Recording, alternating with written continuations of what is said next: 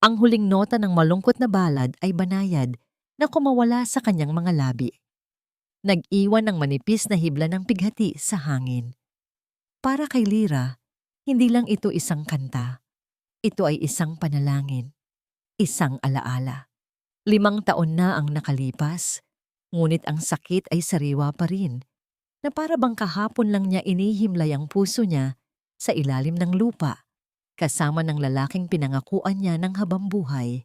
Ngunit ngayong gabi, isa lang siyang hamak na mga awit sa isang marangyang kasal, isang anino sa gilid ng entablado habang ang buong mundo ay nakatuon sa 2 taong mag-iisang dibdib. Nagsimulang tumugtog ang bridal march. Automatikong ngumiti si Lira, isang ngiting hindi umabot sa kanyang mga mata. Lahat ng atensyon ay napunta sa pinto ng grand ballroom kung saan nakatayo ang nobya, isang perpektong larawan ng kaligayahan. Ngunit ang mga mata ni Lira ay hindi sa kanya napako, kundi sa lalaking naghihintay sa dulo ng altar. Nakatayo ito sa ilalim ng isang maningning na arko ng mga puting bulaklak, matipuno, matangkad, ang perpektong gupit ng buhok, ang matikas na tindig sa loob ng mamahaling suit. Pamilyar ang lahat, masyadong pamilyar. Nang sa wakas ay tumama ang ilaw ng entablado sa mukha ng lalaki, isang malamig na kuryente ang gumapang sa buong katawan ni Lira. Ang musika ay tila humina. Ang paghinga niya ay biglang nanikip sa kanyang lalamunan. Ang mikroponong hawak niya ay biglang bumigat na parang isang blok ng semento. Hindi maaari. Ngunit habang tinititigan niya ang perpektong linya ng panganayon, ang mga matang kayang tunawin ng kanyang kaluluwa, ang maliit na peklat sa gilid ng kanang kilay nito. Alam niya, ang lalaking ikakasal ay ang kanyang savior. Ang savior na iniyakan niya gabi-gabi. Ang savior na idineklara ng lahat na patay na. Ang MC, sa kanyang masayang boses, ay nagpakilala. At ang ating napakagwapong groom, walang iba kundi si Mr. Xavier Valderrama. Ang pangalan ay parang isang bala na tumama sa dibdib ni Lira. Ang mga tuhod niya ay nanghina. Ang kanyang mga daliri ay unti-unting bumitaw sa mikropono. Isang malakas na kalabog ang umalingaw-ngaw nang bumagsak ito sa sahig. Lahat ng mata ay panandaliang napunta sa kanya. Ngunit para kay Lira, wala nang iba sa silid na yon. Tanging siya at ang multo ng kanyang nakaraan na ngayon ay nabubuhay at humihinga sa harap niya, ikakasal sa ibang babae. Bumalik ang lahat ng alaala. Ang mga tawanan nila sa ilalim ng buwan ng buwan. Ang mga pangarap na sabay nilang binuo. Ang huling halik. Ang balita tungkol sa malaggim na aksidente. Ang libing na walang laman ang kabaong. Ang 5 taon ng pagdurusa. Isang kasinungalingan. Lahat ay isang malaking kasinungalingan. Hindi niya alam kung paano, ngunit ang mga paa niya ay nagkaroon ng sariling isip. Dahan-dahan niyang pinulot ang mikropono. Nanginginig ang kanyang mga kamay. Ang mga luha ay nagsimulang mamuo sa kanyang mga mata. Isang himig ang kumawala sa kanyang bibig. Hindi planado, hindi para sa event, kundi para sa kanya, para sa kanila. Ito ang kanilang kanta. Habang ang tinig ni Lira, basag ngunit puno ng 5 taong sakit at pag-ibig, ay pumailan lang sa hangin, ang masayang seremonya ay natigil. Ang lahat ay napatingin sa kanya, naguguluhan. Ngunit si Lira ay nakatingin lamang kay Xavier. Nakita niya ang pagbabago sa mukha nito. Ang ngiti nito ay dahan-dahang naglaho. Ang pagkagulat ay napalitan ng pagkalito. Pagkatapos ng sakit. Isang matinding sakit na tila sumusugat sa kaluluwa nito mula sa loob. Napahawak si Xavier sa kanyang ulo. Napapikit siya ng mariin na para bang may mga larawang pilit na lumalabas sa kanyang isipan. Xavier, anong nangyayari sa'yo? Tanong ng babaeng pakakasalan niya. Puno ng pag-aalala. Ngunit hindi siya narinig ni Xavier. Ang tanging naririnig niya ay ang kanta ni Lira. Ang bawat nota ay parang isang susi na pilit binubuksan ang isang nakakandadong pinto sa kanyang alaala. Aray, daing ni Xavier, ang boses niya ay mahina. Ang sakit! At sa harap ng daan-daang bisita, sa gitna ng kanyang sariling kasal, ang mga mata ni Xavier Valderrama ay pumuting bigla. Ang kanyang katawan ay nawalan ng lakas at walang malay na bumagsak sa sahig. Nagsigawan ng mga tao. Napanik ang lahat. Ang bride ay humagulgol. Ang mga gwardya ay nagmamadaling lumapit. Isang babae, matikas, at may awtoridad sa kanyang pananamit, ang unang nakalapit kay Xavier. Ang kanyang mukha ay puno ng takot.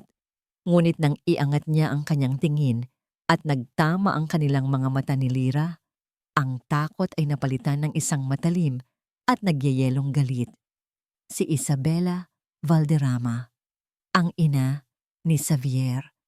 Sa gitna ng kaguluhan, habang dinadala si Xavier palabas, si Isabela ay humakbang palapit kay Lyra, na nanatiling nakatayo na parang isang estatwa, nanginginig at basang-basa sa luha.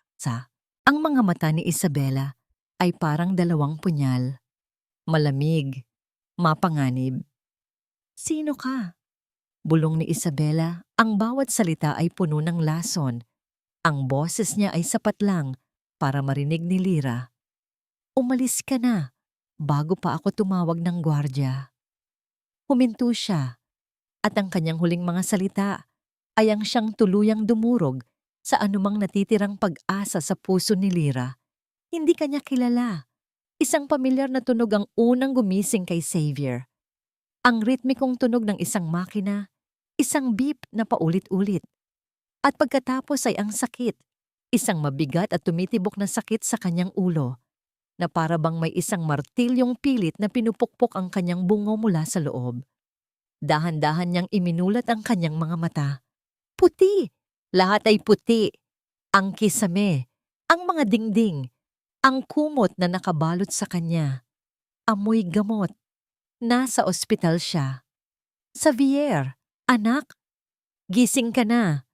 Isang malambing na boses ang bumasag sa katahimikan. Ang kanyang ina, si Isabela Valderrama, ay nakaupo sa tabi ng kanyang kama. Ang mukha nito ay puno ng pag-aalala, ngunit may bakas ng pagod. "Ma, anong nangyari?" Tanong niya. Ang kanyang lalamunan ay tuyo. Hinawakan ni Isabela ang kanyang kamay. Ang palad nito ay mainit at nagbibigay ng kapanatagan. "Nahimatay ka sa kasal mo, anak. Pagod ka lang siguro. Masyadong maraming stress nitong mga nakaraang linggo." Ang kasal. Biglang bumalik sa kanyang isipan ang mga imahe. Si Clarice, ang kanyang mapapangasawa, na nakangiti sa kanya. Ang mga bisita, ang mga bulaklak. At isang mukha, isang babaeng nakatayo sa entablado. Ang mga mata nitong puno ng luhang hindi niya maintindihan. At isang kanta, isang himig na parang isang multo na bumubulong ng mga alaalang hindi niya mahawakan. May isang mang-aawit, sabi ni Xavier, pilit na inaalala. Sino siya? Ang pagkakahawak ni Isabela ay bahagyang humigpit. Isang mabilis na anino ng inis ang dumaan sa mukha nito bago napalitan ng isang mapag-arugang ngiti. "Wala yun, anak. Isa lang siyang wedding singer na gustong gumawa ng eksena. Huwag mo na siyang isipin. Ang mahalaga ay magpagaling ka." Tumango si Xavier, sinusubukang maniwala sa sinabi ng kanyang ina. Ngunit kahit anong pilit niya, ang mukha ng babae at ang himig ng kanta ay ayaw umalis sa kanyang isipan. Nang gabing iyon, habang mag-isa siya sa kanyang silid, dinalaw siya ng mga panaginip. Nakatayo raw siya sa isang dalampasigan. Ang araw ay papalubog at ang langit ay kulay kahel. May isang babaeng kasama siya. Hindi niya maaninag ang mukha nito, ngunit naririnig niya ang tawa nito. Isang tunog na mas matamis pa sa musika. Hawak nito ang kanyang kamay at ang pakiramdam ay tama. Perpekto. Pagkatapos, nagsimula itong kumanta. Ito ang parehong kanta, ang kantang narinig niya sa kasal. At sa kanyang panaginip, biglang naging malinaw ang bawat salita. Nagsasabi ng isang kwento ng pag-ibig, pangako, at pangungulila. Nagising si Xavier na humihingal. Ang kanyang puso ay malakas na kumakabog. May isang pakiramdam ng kawalan, na para bang may isang mahalagang bahagi ng kanyang pagkatao ang ninakaw, at ang tanging naiwan ay isang butas na puno ng mga tanong. Kinabukasan, sinubukan niyang kausapin muli ang kanyang ina. "Ma, sigurado ka bang wala akong dapat malaman?" Tanong niya. "Pakiramdam ko, may kulang, may mga blankong parte." Umupo muli si Isabela sa tabi niya.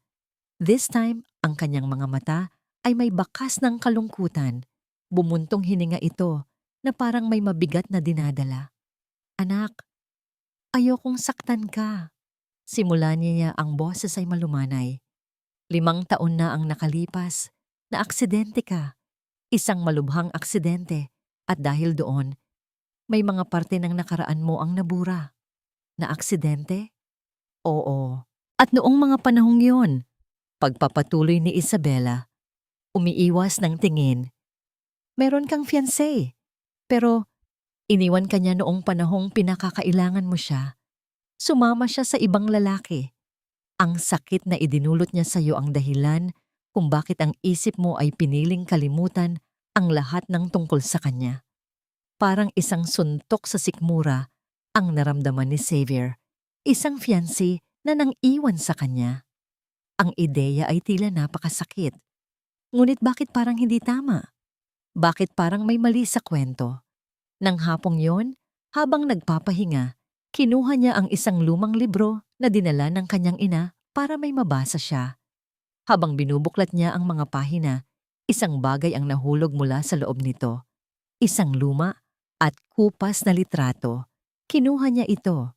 Sa litrato, nandoon siya, mas bata ng ilang taon, nakangiti ng napakalapad.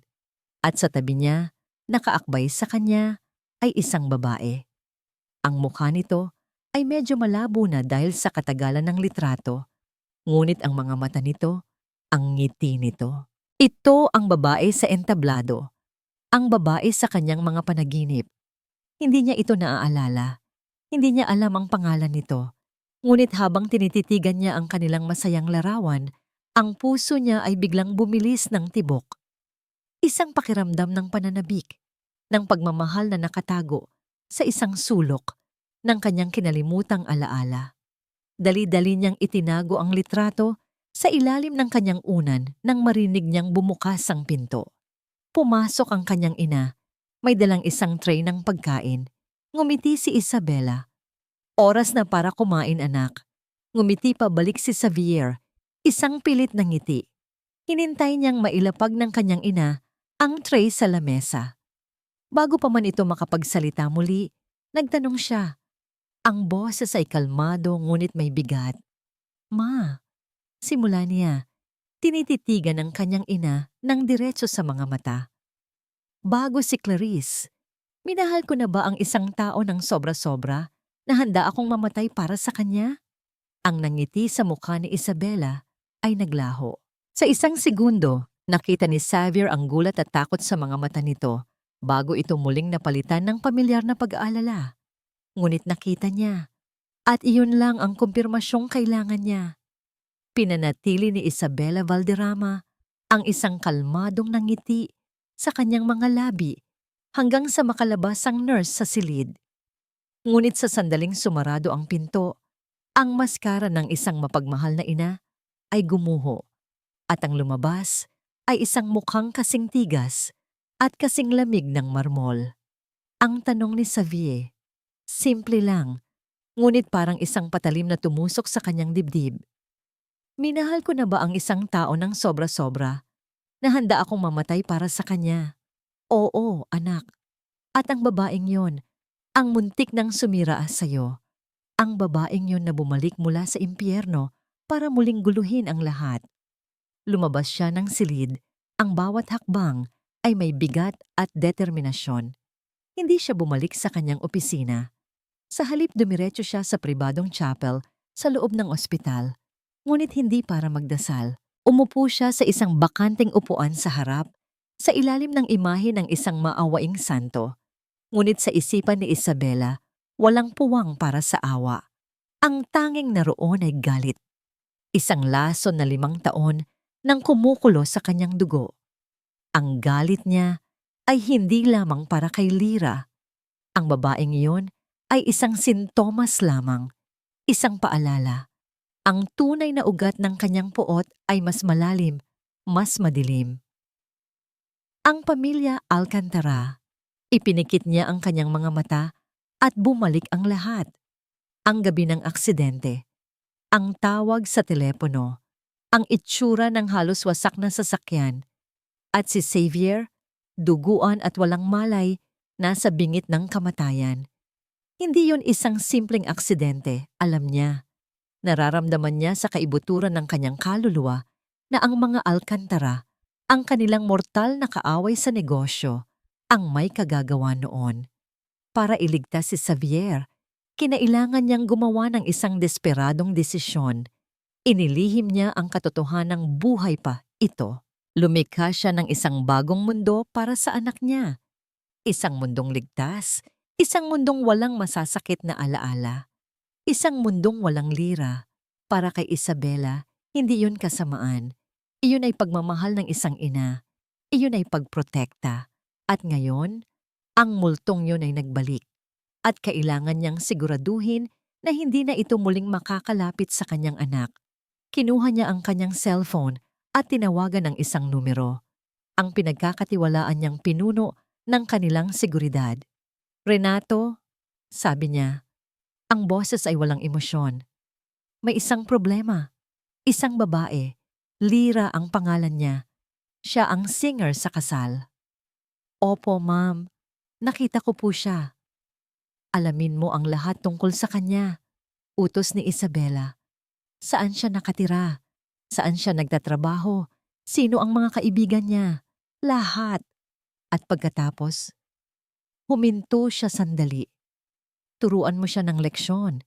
Ipaalam mo sa kanya kung saan siya lulugar. Ipaalam mo sa kanya na ang mga taong matagal nang patay ay dapat manatiling nakalibing.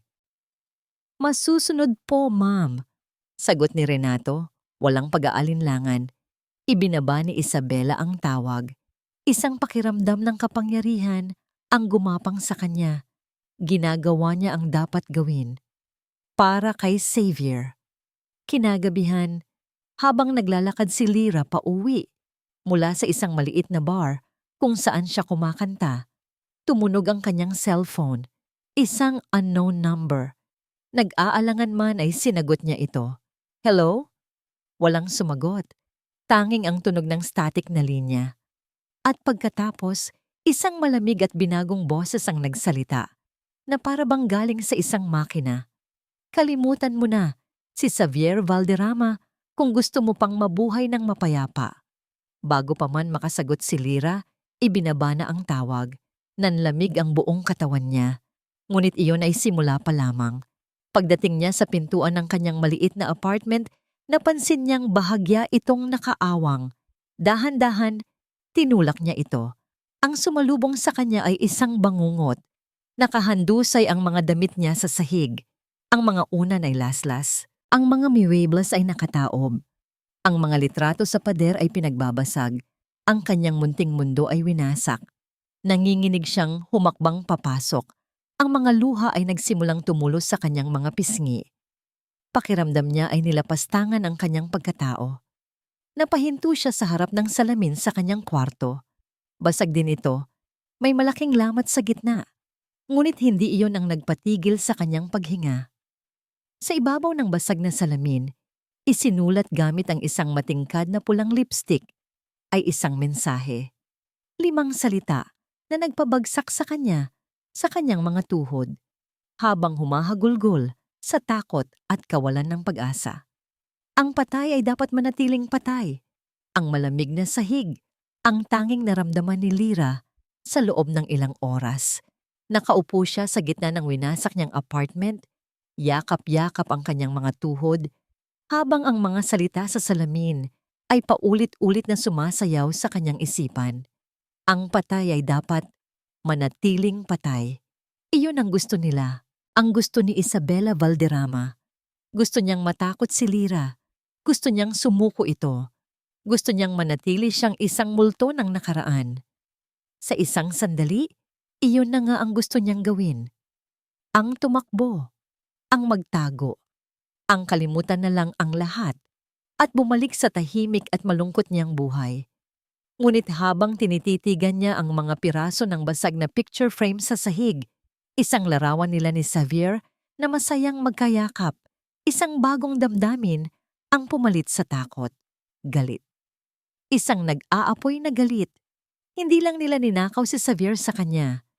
Ninakaw nila ang 5 taon ng kanyang buhay. At ngayon, gusto pa nilang nakawin ang kanyang karapatang malaman ang totoo. Hindi siya papayag. Dahan-dahan siyang tumayo. Ang kanyang mga binti ay nanginginig pa rin. Ngunit ang kanyang mga mata ay mayroon ng bagong determinasyon. Kailangan niya ng tulong. Hindi niya ito kayang mag-isa. Bigla, may isang pangalan na pumasok sa kanyang isip. Marco Reyes, isang batang investigative journalist na minsan ay nagsulat ng isang maliit na artikulo tungkol sa kanya noong nagsisimula pa lang siyang kumanta. Naalala niya kung gaano ito kapursigido sa paghahanap ng anggulo sa kanyang kwento. Nagmamadali siyang hinalungkat ang isang lumang kahon ng mga gamit. Sa ilalim ng mga lumang tiket ng concert at mga liham, nakita niya ang hinahanap niya. Isang maliit na business card, Marco Reyes, investigative journalist. Kinabukasan, nagkita sila sa isang maliit at hindi gaanong mataong coffee shop. Si Marco, na ngayon ay may mas seryosong itsura at ilang guhit na ng pagod sa ilalim ng kanyang mga mata, ay nakikinig ng mabuti habang nanginginig na ikinukwento ni Lira ang lahat. Mula sa kasal, sa pagkahimatay ni Xavier, sa banta ni Isabela, hanggang sa winasak niyang apartment. Nang matapos si Lira, sumandal si Marco sa kanyang upuan at bumuntong hininga. "Miss Lira," sabi niya, ang boses ay kalmado ngunit may pag-aalinlangan. "Naiintindihan ko ang sakit na nararamdaman mo, pero alam mo ba kung sino ang binabangga mo? Ang mga Valderrama. Isa sila sa pinakamakapangyarihang pamilya sa bansa. Walang sino man ang basta-bastang nananalo laban sa kanila. Pero totoo ang sinasabi ko." Giit ni Lira, ang mga luha ay muling namumuo sa kanyang mga mata. Buhay si Xavier at hindi niya ako naaalala. May ginawa ang nanay niya. Alam ko. Ang alam mo at ang kaya mong patunayan ay dalawang magkaibang bagay, Lira. Malumanay na sabi ni Marco. Kailangan natin ng ebidensya, isang bagay na matibay. Nakita ni Lira ang pag-aalinlangan sa mga mata ni Marco. Alam niyang kailangan niyang iparamdam dito ang bigat ng kanyang katotohanan. Dahan-dahan, kinuha niya mula sa kanyang pitaka ang isang kupas at tupi-tuping papel, isang lumang liham. Ito ang huling sulat na ibinigay sa akin ni Xavier bago ang aksidente. Sabi niya, inilapag ang sulat sa mesa. Basahin mo. Kinuha ni Marco ang sulat. Ang sulat kamay ay maganda at puno ng pagmamahal. Lira, mahal ko, basa ni Marco sa isang linya. Kahit anong mangyari, kahit subukan pa nilang paghiwalayin tayo, tandaan mo ito. Ikaw lang ang mundo ko. Haharapin ko kahit ang pamilya ko para sa'yo. Maghintay ka lang. Malapit na tayong maging malaya. Ibinaba ni Marco ang sulat. Tinitigan niya si Lira. Nakita niya ang hindi matatawarang sakit sa mga mata nito, ngunit nakita rin niya ang tapang. Ang isang pag-ibig na kayang magtiis ng 5 taong impyerno. Hindi na ito isang simpleng kwento ng isang celebrity. Ito ay isang kwento ng inhustisya. Isang kwento na kailangang malaman ng mundo. Tumango si Marco, isang desididong pagtango. Sige, sabi niya, tulungan na kita. Uumpisahan nating halongkatin ang police report tungkol sa aksidente 5 taon na ang nakalipas. Isang maliit na ngiti ng pasasalamat ang gumuhit sa mga labi ni Lyra. Sa wakas, may kakampi na siya. Nang gabing iyon, hating gabi na nang tumawag si Marco. Ang boses niya sa kabilang linya ay seryoso at may halong pagkasabik. "Lyra," sabi niya, "nahanap ko na ang report ng aksidente." Napaupo si Lyra sa gilid ng kanyang kama. Anong, anong nakalagay? "Iyon na nga ang problema," sagot ni Marco. "Halos blanco ang report, walang detalye, walang witness statement, at ang pinakakakaiba, may court order na nagsasabing sealed ang kaso. May itinatago sila. Lyra, malaki." Natahimik si Lyra. Pinoproseso ang lahat. Isang cover-up. Pero may isa pa. Pagpapatuloy ni Marco. Sa mga lumang notes ng isang pulis na unang rumesponde, may isinulat siyang isang pangalan. Isang pangalan ng pamilya na narinig daw niya sa lugar ng aksidente. Anong pangalan? Tanong ni Lyra. Ang puso niya ay biglang kumabog ng malakas. Huminto sandali si Marco na para bang gusto niyang bigyan ng bigat ang kanyang susunod na sasabihin. Alcantara. Alcantara. Ang pangalan ay parang isang dayuhang salita sa pandinig ni Lyra. Wala siyang kilalang Alcantara. Wala siyang koneksyon sa pangalang yon. Ngunit bakit ito lumabas sa investigasyon ng aksidente ni Xavier? "Marco? Anong ibig sabihin niyan?" Tanong niya, puno ng pagkalito. "Sino ang mga Alcantara?" "Ang alam ko lang, sila ang pinakamalaking karibal ng mga Valderrama sa mundo ng korporasyon." Sagot ni Marco mula sa kabilang linya. Matagal na silang may alitan. Kung may kinalaman sila sa aksidente, mas nagiging komplikado ang lahat. Sa mga sumunod na araw, si Marco ay nagbuhos ng oras sa paghuhukay sa anumang impormasyon na mag-uugnay sa mga Valderrama at Alcantara sa aksidenteng iyon. Samantala, si Lyra ay nanatili sa bahay ng isang kaibigan, takot na bumalik sa kanyang apartment. Pakiramdam niya ay bawat anino sa paligid ay nagmamasid sa kanya. Isang hapon, tumawag si Marco. Ang boses niya ay may kakaibang urgensya. "Lyra, magkita tayo. Sa dati nating lugar. May kailangan kang makita." Pagdating ni Lyra sa coffee shop, nakita niya si Marco na nakaupo sa isang sulok. Napapalibutan ng mga dokumento at lumang litrato. Ang mukha nito ay seryoso. "Anong nalaman mo?" Tanong ni Lyra. Naupo sa tapat niya.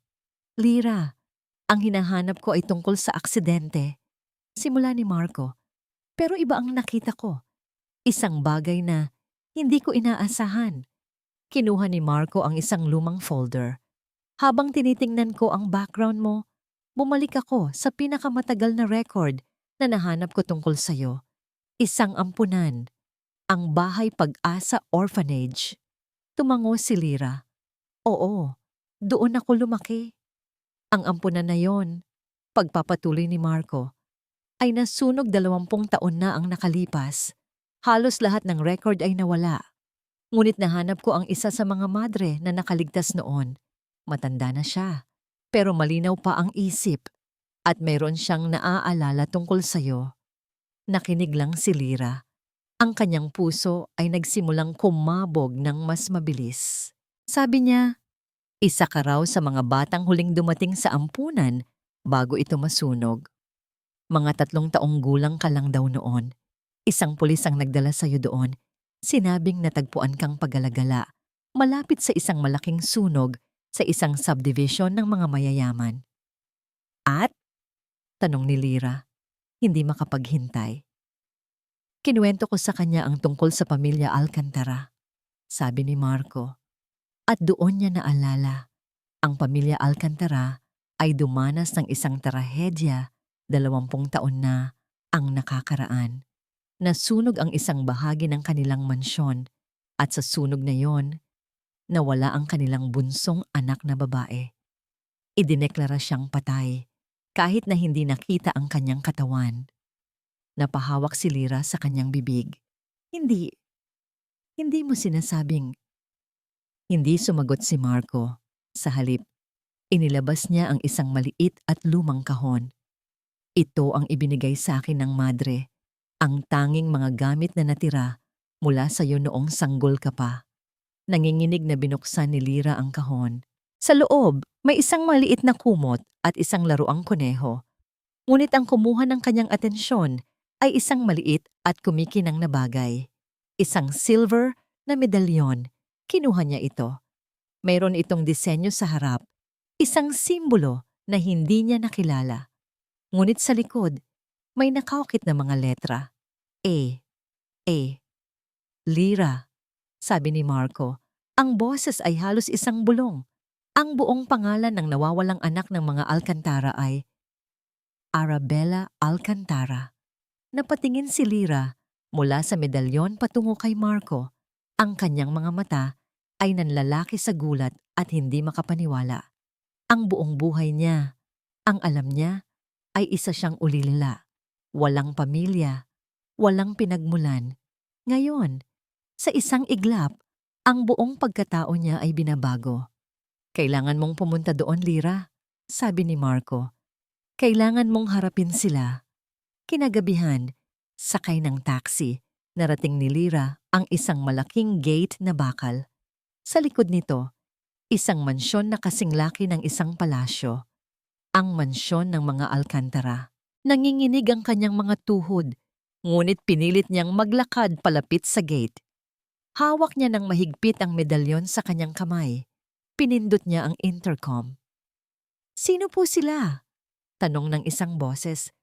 Gusto ko pong makausap ang may-ari ng bahay," sabi ni Lyra. Ang boses niya ay basag. "Importante po." Pagkaraan ng ilang sandali, bumukas ang gate. Isang matandang lalaki na may buhok na kulay pilak at mukhang puno ng awtoridad ang lumabas. Nakatingin sa kanya ng may pagtataka.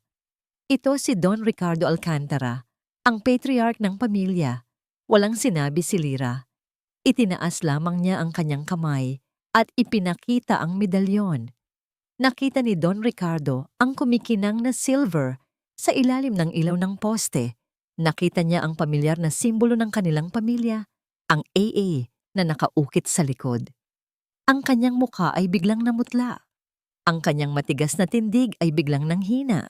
Napatingin siya mula sa medalyon patungo sa mga mata ni Lyra, mga matang kamukhang-kamukha ng kanyang yumaong asawa. Hindi maaari.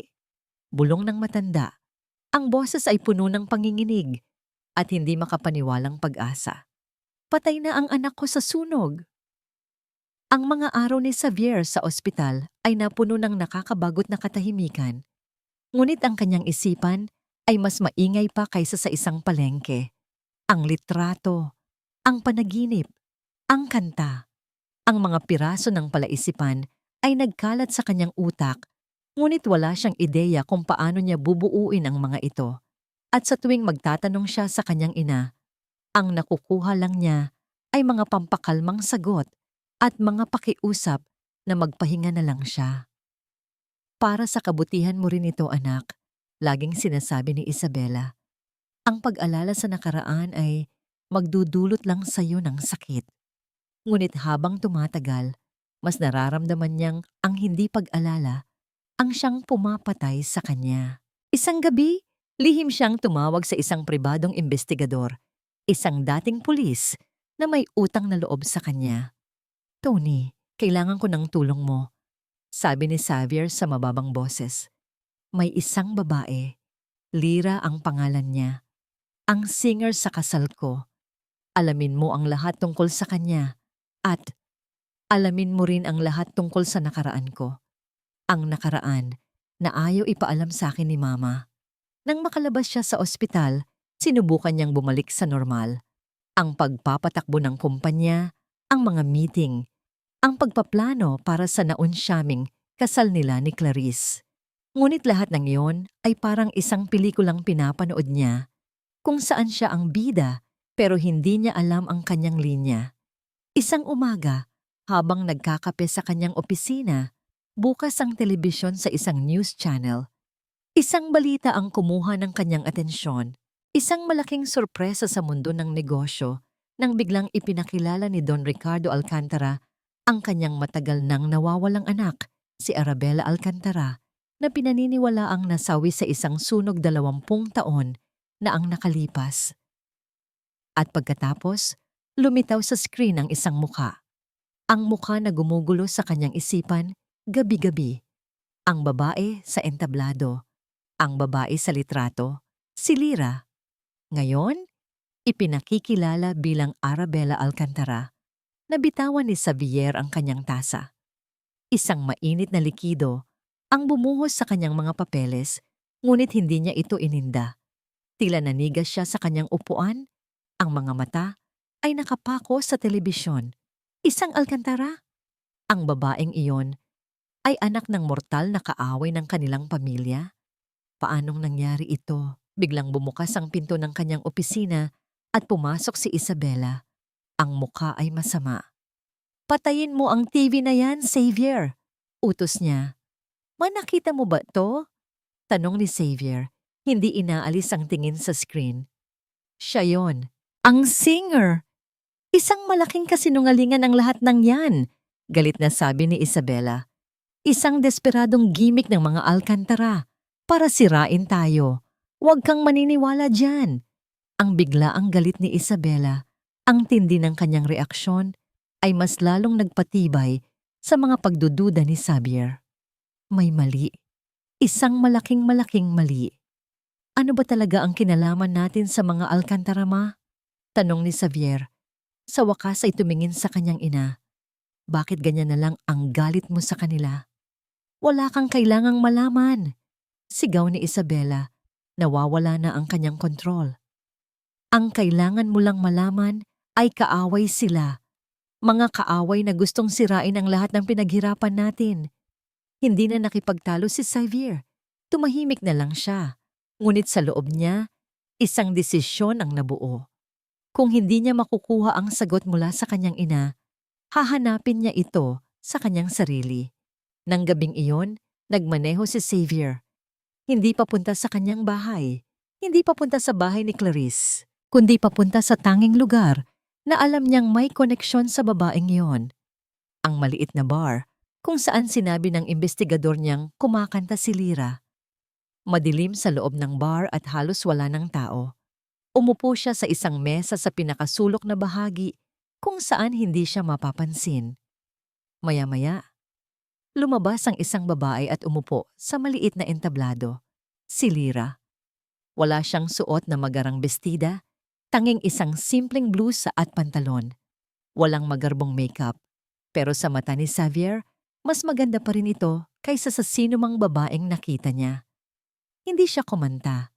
Kinuha lang niya ang isang gitara at sinimulang tipahin ang isang pamilyar na himig. Ang kanilang kanta. Nakinig si Xavier. Bawat nota ay parang isang karayom na tumutusok sa kanyang puso at nagbubukas ng mga sugat na hindi niya alam na mayroon siya. Hindi niya namalayan. Ang isang pangalan ay lumabas sa kanyang mga labi. Isang pangalan na hindi niya alam kung bakit niya alam, ngunit pakiramdam niya ay tama. Isang pangalan na parang matagal nang natutulog sa kanyang dila, naghihintay lang na magising. Isang bulong sa dilim. Lyra. Ang pagiging isang Alcantara ay parang isang panaginip na hindi alam ni Lyra kung paano uumpisahan. Bigla, mayroon na siyang isang pamilya na nagmamahal sa kanya, isang tahanang mas malaki pa sa lahat ng lugar na tinirhan niya, at isang pangalan na may bigat at kapangyarihan.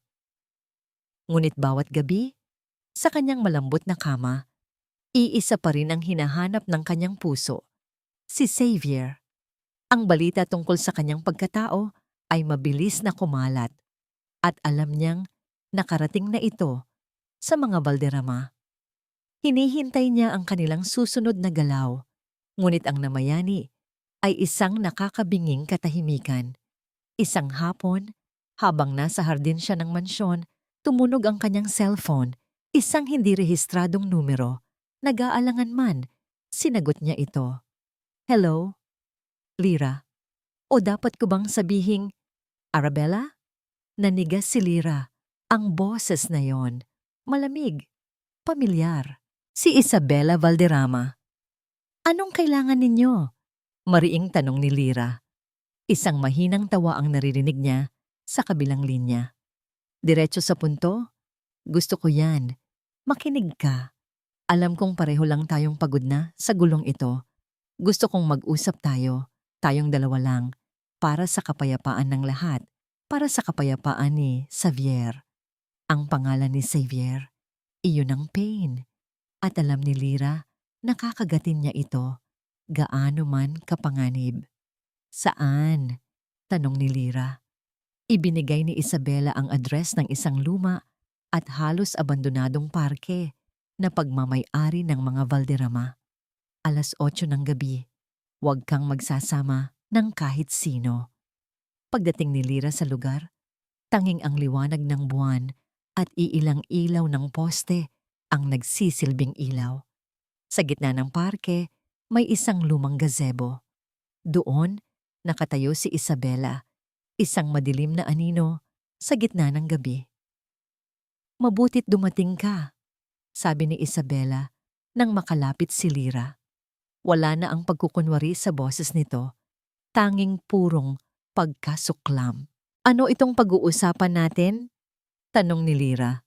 Simple lang, sagot ni Isabela, humakbang palapit. Akala mo ba mananalo ka? Dahil isa ka ng Alcantara ngayon, tingin mo ba hahayaan kong makuha ng anak ng kaaway ko ang anak ko? Nagkakamali ka. Wala akong kasalanan sa alitan ng mga pamilya ninyo. Matapang na sagot ni Lyra. Ang tanging kasalanan ko ay ang mahalin si Xavier. Pagmamahal? Muling tumawa si Isabela. Huwag kang magpatawa. Pera lang ang habol mo at ngayong nakuha mo na ang jackpot sa mga Alcantara, gusto mo pa rin kunin ang sa amin?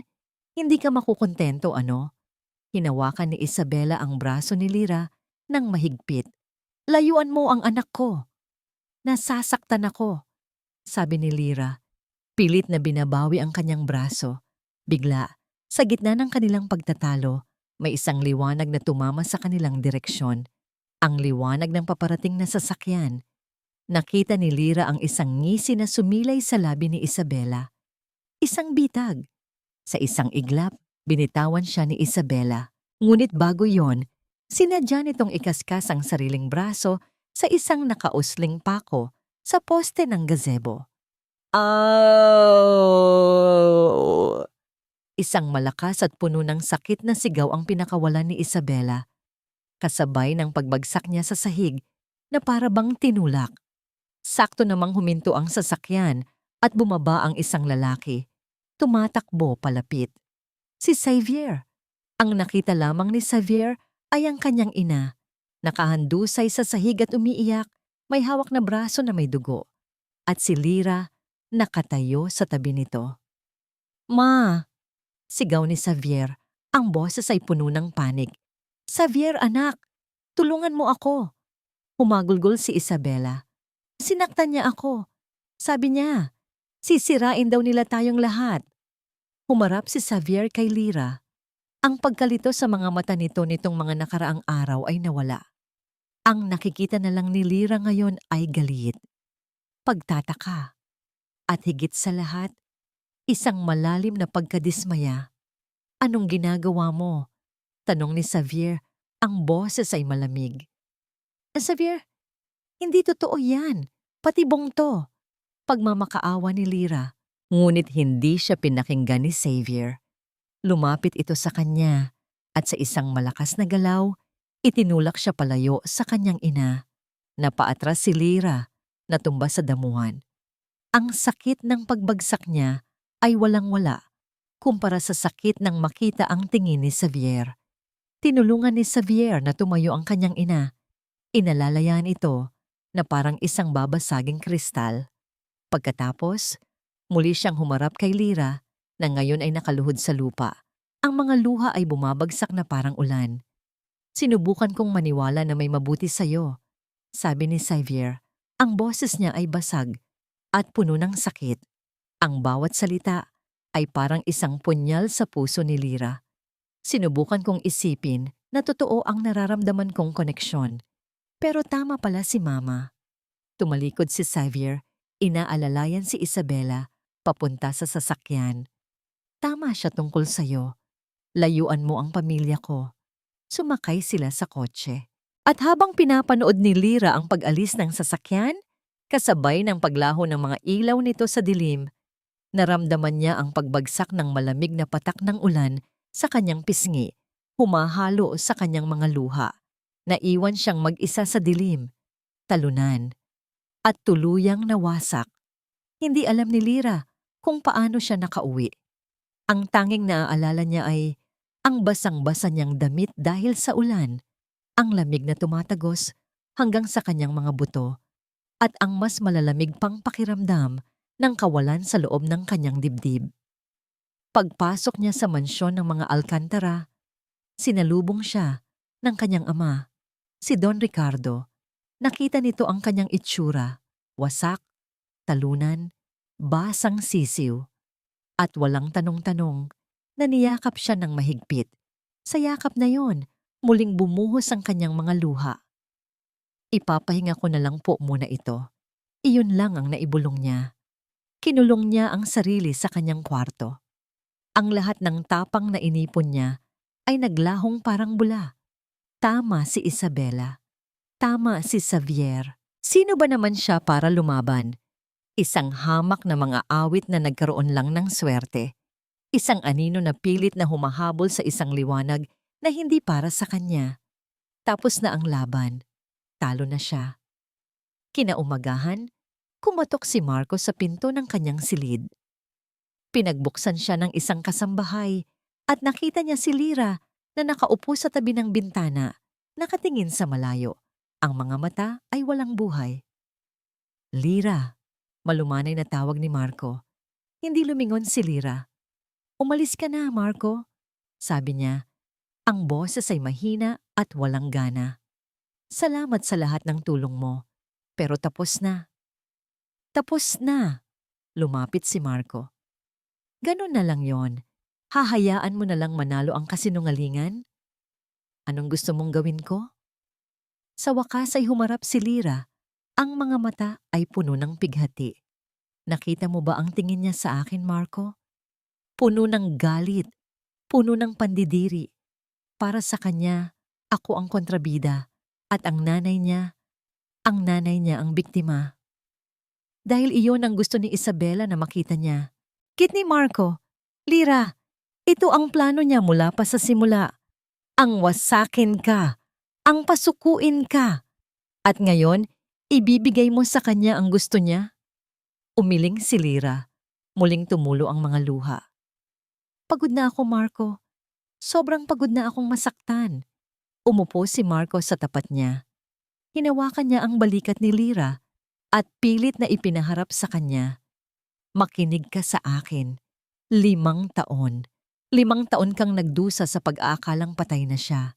Ngayong alam mo nang buhay siya, susuko ka na lang dahil sa isang patibong? Ang Lyra na nakilala ko, hindi ganyan. Ang Lyra na nakilala ko, kahit gaano kasakit, lalaban para sa katotohanan. Ang mga salita ni Marco ay parang isang sampal na gumising sa natutulog niyang diwa. Oo, masakit. Sobrang sakit. Ngunit mas masakit isiping habang buhay na mabubuhay si Xavier sa isang kasinungalingan. Pero paano? Bulong niya. Wala na tayong alas. Isang maliit na ngiti ang sumilay sa labi ni Marco. Akala mo lang wala, dahil hindi ako tumigil sa paghahanap. Di may kinuha si Marco mula sa kanyang bag, isang address na nakasulat sa isang papel. Habang abala ka sa pagiging Alcantara, sabi ni Marco, binalikan ko ang mga files ng Valderrama Corporation at may napansin akong kakaiba. Isang driver, si Mang Jess, matagal nang naninilbihan sa pamilya. Pero isang araw pagkatapos ng aksidente ni Xavier, bigla siyang tinanggal sa trabaho. Binigyan ng napakalaking severance pay at biglang naglaho. Napatayo si Lyra. Saan siya ngayon? Nahanap ko siya, sabi ni Marco. Nakatira sa isang malayong probinsya. Halika na. Agad silang nagbiyahe. Natagpuan nila si Mang Jess sa isang maliit na bahay, nag-aalaga ng mga manok. Noong una, ayaw nitong makipag-usap. Ang takot ay bakas na bakas sa kanyang mukha. "Wala akong alam," sabi niya, nanginginig. "Pinagbantaan nila ako. Papatayin daw nila ang pamilya ko." Doon na lumuhod si Lyra sa harap ng matanda. "Mang Jess, parang awa niyo na." Pagmamakaawa niya, ang mga luha ay muling dumadaloy. "Hindi po ito para sa akin. Para po ito kay Xavier. Alam kong mahal niyo rin siya. Huwag niyo pong hayaang mabuhay siya sa kasinungalingan habang buhay." Tinitigan ni Mang Jess si Lyra.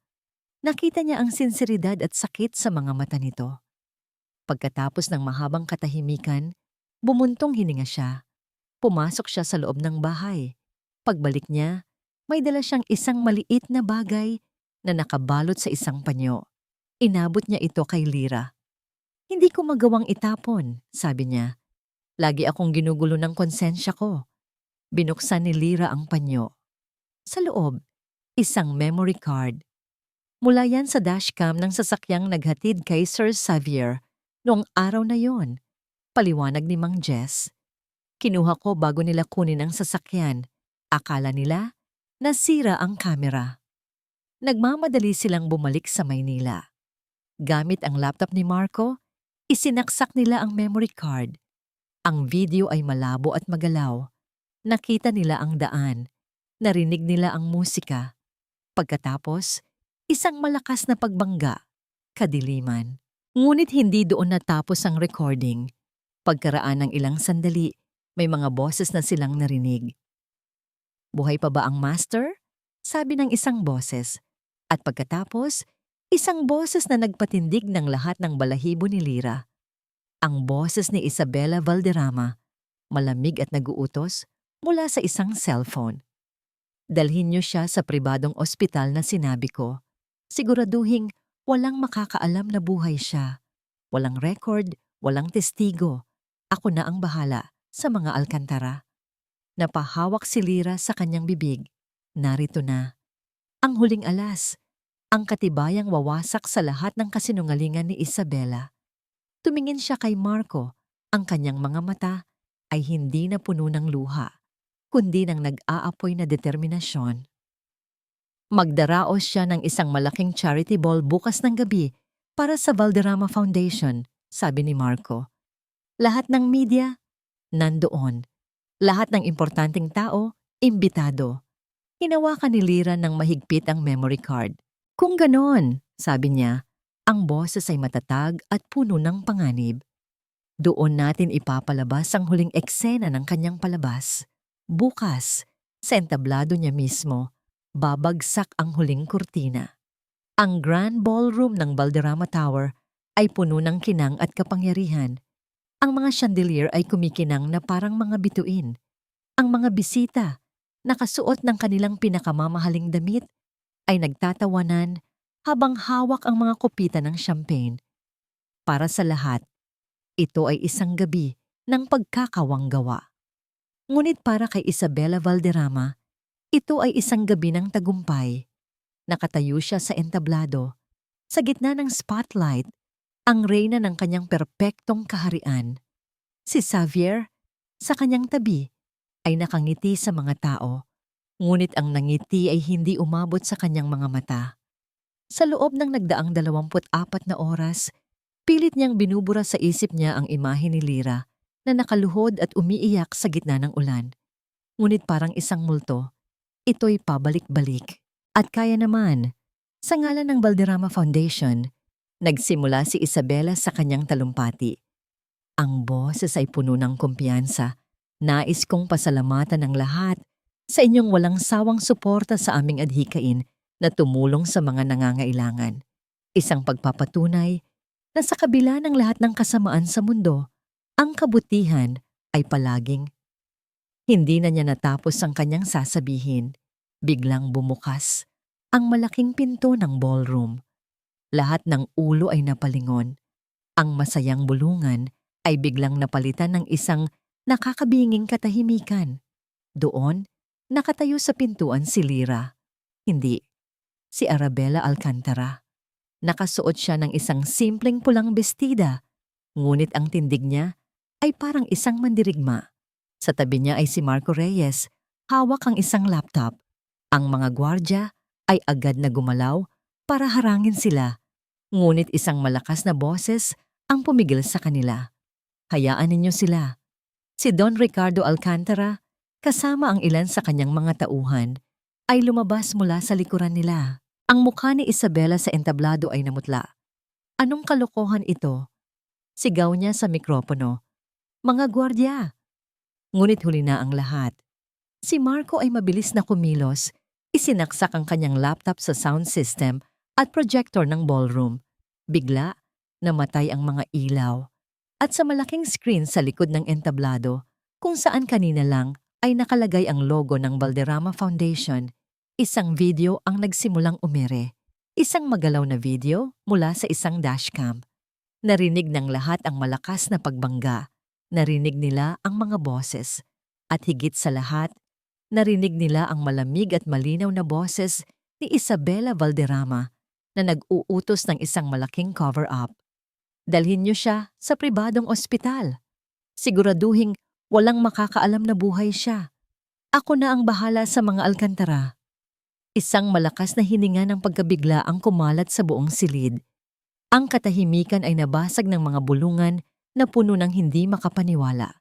Sa entablado, si Isabela ay parang isang estatwang nagyelo. Ang mikropono ay nahulog mula sa kanyang kamay. Lumikha ng isang nakakabininging feedback.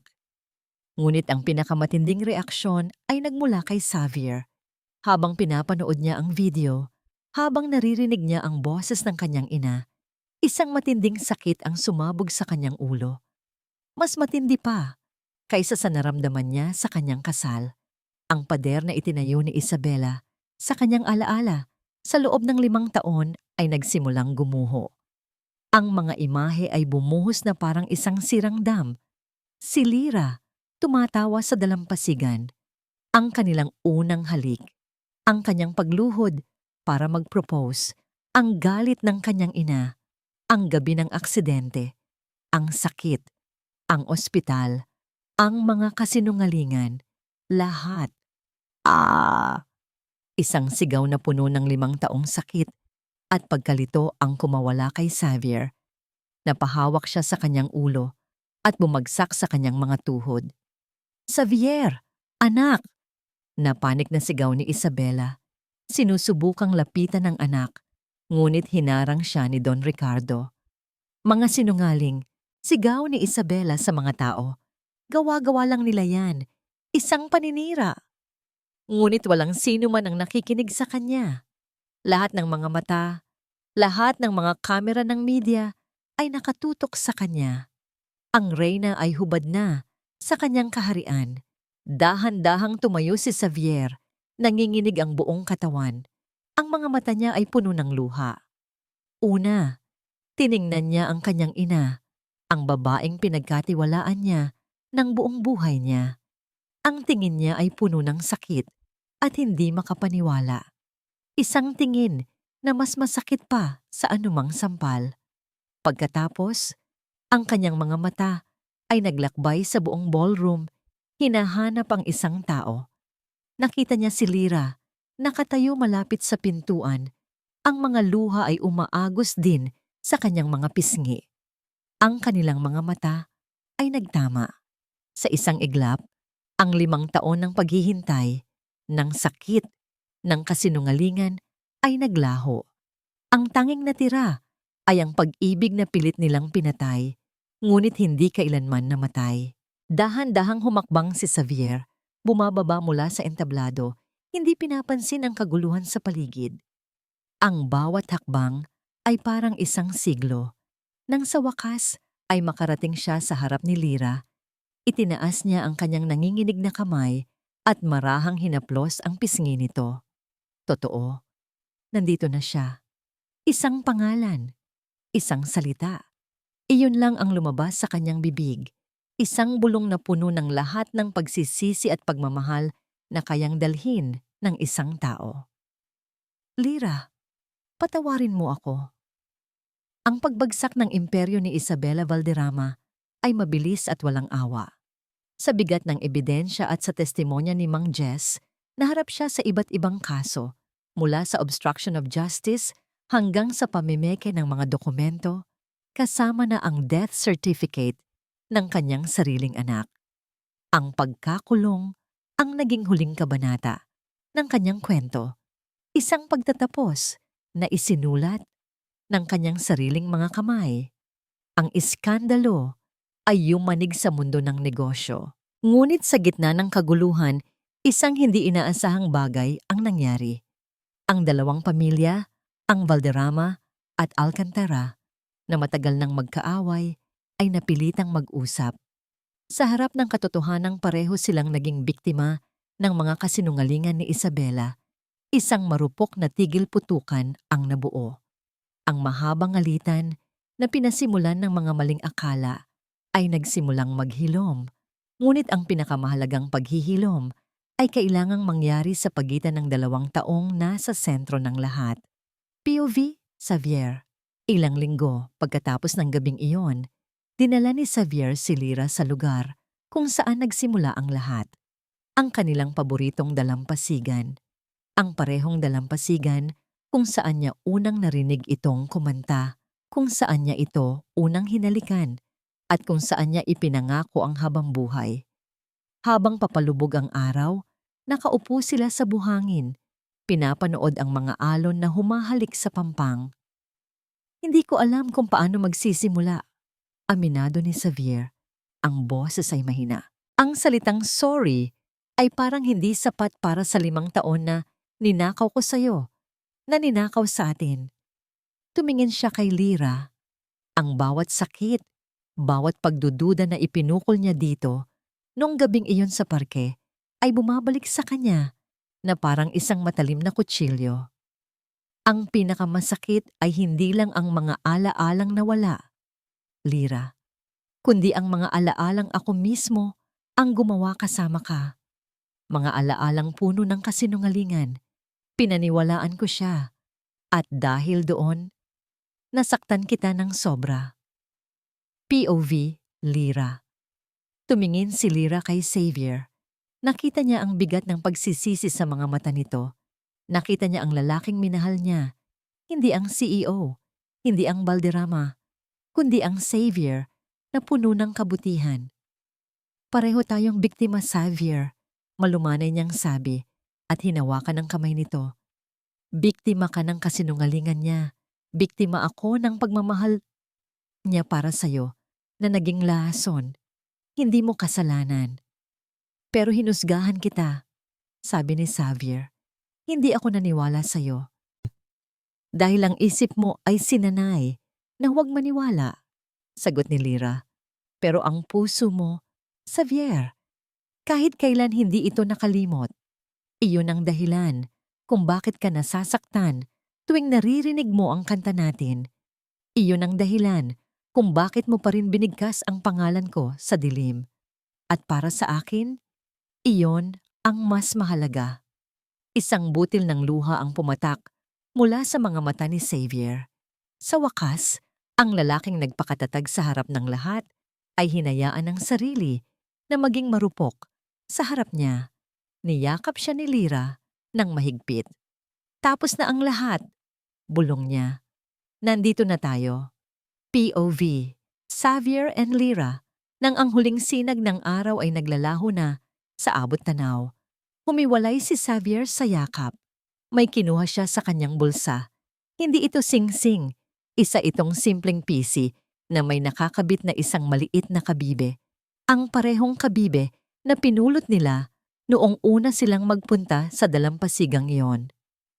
Nawala ang sing-sing na ibinigay ko sa'yo, sabi ni Xavier. At siguro mas mabuti na rin. Dahil ang sing-sing na yon ay simbolo ng isang pangakong nawasak. Dahan-dahan siyang lumuhod sa buhanginan, sa harap ni Lyra. Wala akong sing-sing na yun ngayon, Lyra. Wala akong maipapangakong isang perpektong buhay na walang sakit. Pero maipapangako ko ito, bawat araw, sa paggising ko, pipiliin kitang muli. Pipiliin kong buuin ang mga alaalang ninakaw sa atin. Pipiliin kong mahalin ka ng buo, sa katotohanan, at walang anumang kasinungalingan. Ang mga mata ni Lyra ay napuno ng luha. Ngunit ngayon, ito'y mga luha ng purong kaligayahan. Arabella Lyra Alcantara, sabi ni Xavier. Ang boses ay nanginginig ngunit puno ng katiyakan. Bigyan mo ako ng pagkakataong itama ang lahat. Pakasalan mo ako. Muli. Hindi na kailangan ng salita. Tumango si Lyra. Isang nangiti ang sumilay sa kanyang mga labing basang-basa ng luha. Isinuot ni Xavier ang kwintas na kabibe sa leeg niya. Isang simbolo na mas matibay pa sa anumang diamante. Isang simbolo ng pag-ibig na sinubok ng panahon. Winasak ng kasinungalingan, ngunit muling nabuo sa dalampasigan kung saan ito unang isinilang. Tumayo si Xavier at hinalikan siya. Isang halik na naglalaman ng 5 taong pangungulila, ng sakit, ng pagpapatawad at ng isang bagong umaga. Habang magkayakap sila sa ilalim ng papalabas na mga bituin, alam nilang hindi magiging madali ang lahat. Marami pang sugat na kailangang maghilom. Ngunit sa pagkakataong ito, haharapin nila ang lahat ng magkasama, hawak kamay, habang ang araw ay muling sumisikat sa kanilang kwento.